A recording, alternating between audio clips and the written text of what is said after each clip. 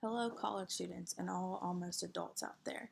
Welcome to Epi in Life, recording live from Kentucky Radio Network. It's a gloomy September Tuesday of 2020 for the recording of this podcast. We have an exciting story for you to hear from New York University student Jenny later on. Today, we're going to be bringing you the most recent news updates on this fatal disease, Valoria. We all know where the name comes from, as this disease creates the worst odor you could possibly imagine. Worse than the ramen noodles you left in your dorm room microwave last year. This disease is going to be affecting all of you. Researchers have determined that it's hitting the age group of 18 to 30-year-olds the hardest. So here's a little more of what we know now. It started in New York City and it's running rampant along the East Coast. Investigators don't know where it came from, but they do know that it's transferred by humans.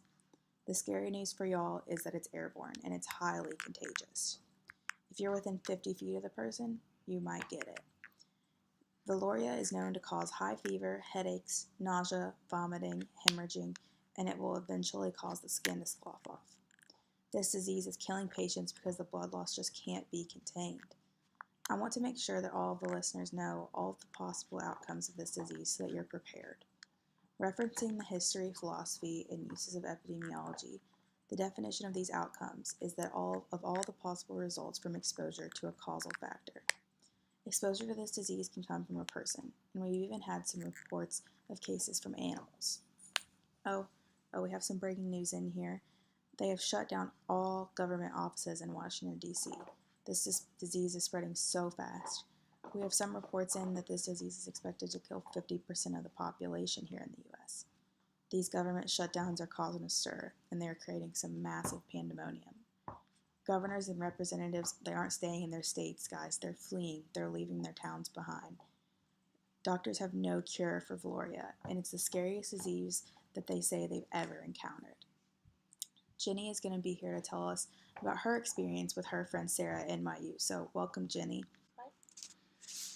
So I remember the starting of the Valoria outbreak like it was yesterday. It was a Tuesday, 9 a.m. I was sitting in my poli-sci class with my best friend Sarah, and we weren't paying attention like usual. And she was telling me that she wasn't really feeling super good. She was kind of nauseous, felt like she might throw up, and I asked her if she had a fever, and she said she felt kind of hot, so I put my hand on her forehead, and she was burning up. So I told her, I was like, you should probably leave class and go to the doctor, get everything checked out.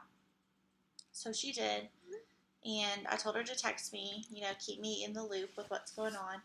So she went to the doctor, and they checked for strep and mono and like all of the normal things, and they said it wasn't that. So she told me to stay in class so that I could give her notes, keep things going as usual. And then they took her temperature when she first got there and then when she left, and her temperature had rose from 101 to 103. So the doctors were really worried, so they decided to admit her to the hospital to try and get her fever down and give her some fluids and whatnot. So they told her that she was probably had an infection and that she didn't need to have any visitors. They were going to put her in an isolation room. So I went back to our apartment and was just studying. Like, I was worried about her, but I was just trying to make things keep going just like normal. And then I tried to call her the next morning and I couldn't get a hold of her, so I called the hospital and they said that she was unavailable. So I called her parents and I asked if they had talked to her, and they were like no, but they were on their way to the hospital. And when her parents got there, they found out that she had been rushed into emergency surgery because she was hemorrhaging all throughout her body. And the doctors didn't know what was going on, but they knew it was a virus and that it was just really, really contagious and super fast with what it was doing to her body. So I decided to go home. My parents weren't comfortable with me staying in town with something like that spreading. So I went back home to Kentucky. And from my small town in Kentucky, we watched the news and just saw it spread down the entire East Coast. And the government has shut down in all of the small towns and even the big towns. And these people, they're getting their skin sloughing off. And unfortunately, that happened to Sarah as well. And she passed away. They couldn't fix the hemorrhage. It was just too much for her body to handle. So I've decided to stay at home in Kentucky until this all passes, and I'm still grieving the loss of my best friend. So I won't ever forget Valeria and what it's done to me and my friends. I want to make sure all our listeners understand this disease, so I'm going to reference the Infectious Diseases and Outbreak Investigator textbook to discuss the epidemiologic triangle.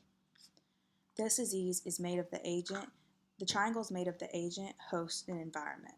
The agent, we believe, is a virus. The host is the human, and the environment is these airborne pathogens that it travels through. I want to make sure that you guys fully understand so that you're prepared. Thanks for tuning in to Epi and Life today. Stay tuned for more breaking news updates.